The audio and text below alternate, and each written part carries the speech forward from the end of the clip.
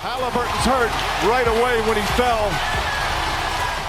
Injuries happen in professional sports during the preseason, the regular season, and heck, even during the playoffs, or God forbid, championship games when things truly matter. When an athlete suffers an injury, it spells doom and despair for a team, unless that team can find someone to replicate that production. However, there are times when athletes suffer injuries at the worst possible time, where that injury can significantly impact their careers, the outcome of a game, or heck, an entire season. Here at TPS, we're going to explore times when an athlete was injured at the worst possible time. With so many would've, could've, and should've's out there that make the difference between make it or break it. Message here is stay healthy out there, as an injury can tank the most successful career and bring a team to its knees. So, here are 15 athletes who are injured at the worst time possible. And it looks like it's a friendly fire right there.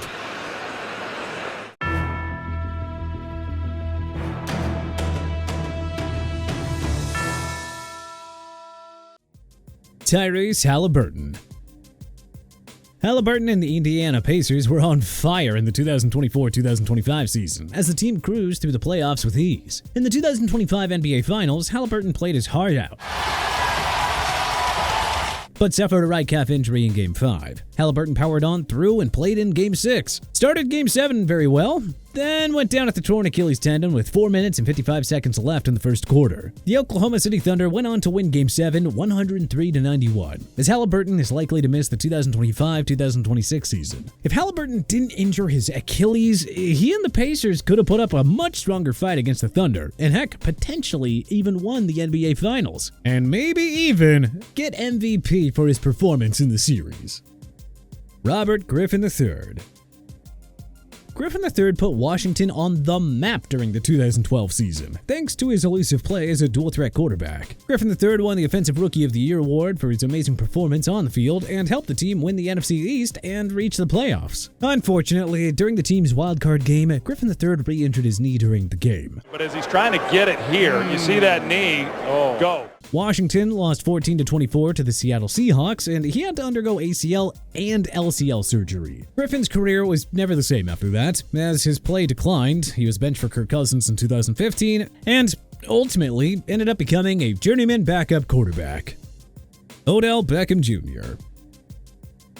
LBJ took the NFL by storm with his iconic one-handed catch in a Sunday night game against the Dallas Cowboys, and from there, he became one of the league's most electric wide receivers. However, injuries affected his play during his time in the league. In 2021, Beckham Jr. was traded from the Browns to the Rams, where he helped them win Super Bowl 56. However, after he scored a touchdown, Beckham Jr. suffered a torn ACL in the same knee, which derailed his 2020 season. Although OBJ earned a Super Bowl ring, his career was never quite the same, as he lacked that same explosiveness during his recent stints with the Ravens and Dolphins.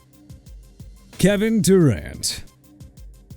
Arguably one of the best NBA players of all time, Durant made the Oklahoma City Thunder very fun to watch in the 2010s. When he joined the Golden State Warriors in 2016, he became one of the league's biggest villains after helping them win back-to-back NBA championships. In the 2019 NBA Finals, Durant played in Game 5 after missing some time with a strained right calf. Unfortunately, Durant suffered an Achilles tendon injury and was helped off the court. The Toronto Raptors won their first NBA championship, and Durant has had some very good stints with the Brooklyn Nets and Phoenix Suns. With Durant traded to the Houston Rockets, will he help make them title contenders? Well, we'll just have to wait and see. Klay Thompson. Speaking of the Warriors, Thompson was Stephen Curry's ace during his time on the team, as he helped them become a dynasty in the 2010s. However, Thompson dealt with his share of injuries that impacted the Warriors. One of those injuries was a torn ACL in Game 6 of the 2019 NBA Finals. He needs help up. Danny Green's just trying to block that shot. The Raptors won that game and the series as Thompson missed significant time with recovering. Luckily, Thompson returned to action during the 2022 season and helped the Warriors win the 2022 NBA Finals against the Boston Celtics. If Thompson and Durant hadn't suffered their significant injuries, the Warriors would have been a super dynasty. Hopefully, Thomas can help the Dallas Mavericks win another championship. Derrick Rose. Rose was next-level talent during his prime with the Chicago Bulls, as he won the 2011 NBA MVP at 22 years old and was about to take the league by storm. Then, everything came crashing down in the 2011-2012 season when Rose suffered an ACL tear in his left knee during a playoff game against the Philadelphia 76ers. You were crying out that you bypassed the harder team in Miami. Rose came down bad on his left foot. Rose missed the entire 2012-2013 season, recovering from that tear, but tore his meniscus in his right knee in a game against the Portland Trail Blazers. Rose was never quite the same, and ended up bouncing around the NBA for a large portion of his career. With his tragic Shakespearean career, sports fans are left to wonder if Rose would have helped the Bulls capture an NBA title if he had just not suffered that torn ACL. Carson Palmer.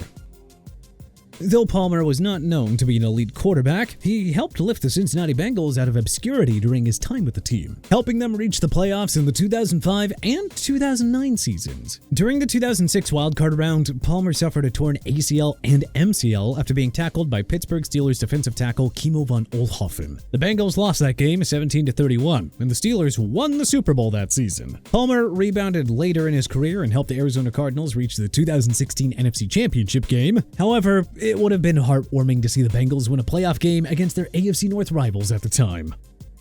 Carson Wentz. Wentz was drafted by the Philadelphia Eagles in 2016 with the hopes that he would become the next face of the franchise. Wentz was having an MVP-like season in 2017 as the Eagles dominated their opponents. Unfortunately, Wentz suffered a torn ACL during a Week 14 matchup against the Los Angeles Rams and was out for the rest of the 2017 season. Nick Foles took over for Wentz and led the Eagles to a very dominant Super Bowl 52 victory over the New England Patriots. Wentz's career was never quite the same after that injury.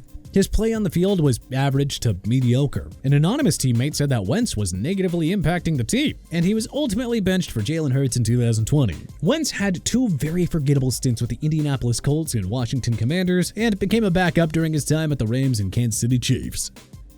Jim McMahon.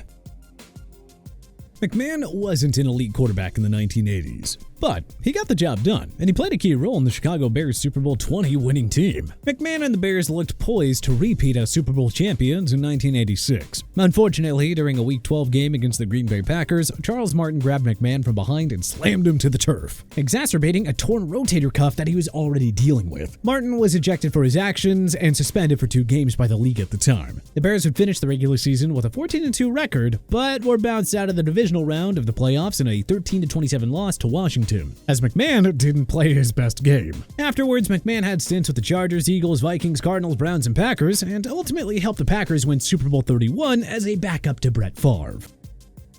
Aaron Rodgers. Yeah, so despite all the controversy surrounding Rodgers, he's gonna go down as a Hall of Famer for all that he's accomplished. During the 2023 season, Rodgers was traded to the Jets with high expectations of winning now with an MVP quarterback. However, as I'm sure everyone is aware, after 4 plays during the first game of the regular season, Rodgers suffered a torn Achilles injury. Now Rodgers sits down.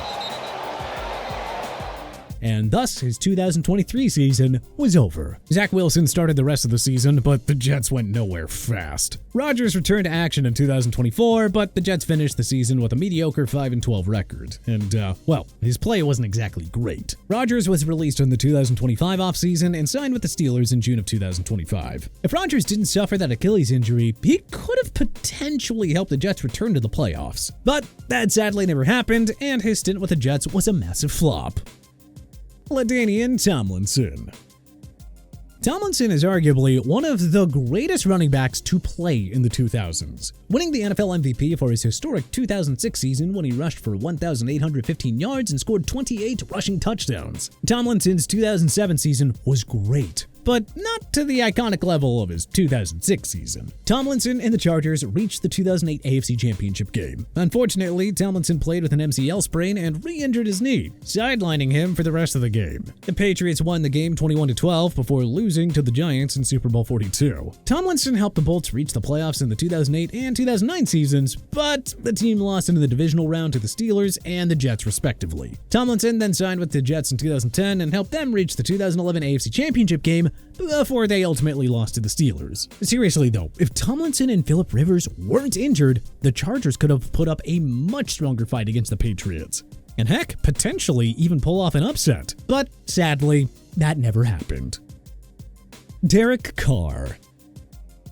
Carr led the Raiders to a very respectable 12-4 record in 2016 and secured the team's first playoff berth since the 2002 season. Unfortunately, during the team's Week 16 Christmas Eve game against the Colts, Carr suffered a fractured fibula after getting sacked by Trent Cole and was out for the rest of the 2016 season. Matt McGloin replaced Carr for the Raiders' Week 17 game, but he suffered a shoulder injury and was replaced by third-stringer Connor Cook. Cook struggled in the Raiders' wildcard matchup in a 14-27 loss against the Texans. Carr would help the Silver and Black reach the playoffs one more time in 2021, but the team lost that game to the Bengals. If Carr didn't fracture his fibula, he and the Raiders could have likely won their first playoff game since the 2002 season. Tim Krumry. Krumry played a significant role for the Bengals in the 1980s, helping the team reach Super Bowl 23 against the 49ers. During the game, Krumry suffered a gruesome broken leg after coming off a block against 49ers lineman Jesse Sapolu and Randy Cross to make a tackle on running back Roger Craig. Bengals coach Sam Wyche said, "Get up, Tim! Get up, Tim!" as Krumry was on the field. Krumry was also diagnosed with a broken tibia and fibula, but refused to go to the hospital at first and watched the game on TV in the locker room before paramedics said that he would go into shock if he didn't. Krumry had a 15-inch steel rod implanted to stabilize his broken leg, and he surprisingly played for 6 more years in the league. Absolute tenacity. Brandon Webb. Webb is a former star pitcher for the Arizona Diamondbacks, where he was a 3-time MLB All-Star, led the National League in wins in 2006 and 2007, led the team to the 2007 NLCS, and was the 2006 NL Cy Young Award winner. Unfortunately, Webb's MLB career was cut short in 2009 after he suffered a right shoulder bursitis during opening day against the Colorado Rockies. Webb underwent surgery to remove damaged tissue as he missed the entire 2009 season. Webb attempted to come back with the Texas Rangers, but he was never able to regain his form during his prime. Many people believe that Webb would have been a Hall of Famer enshrined in Cooperstown, if only it weren't for that shoulder injury that he suffered in 2009. Tank Dell.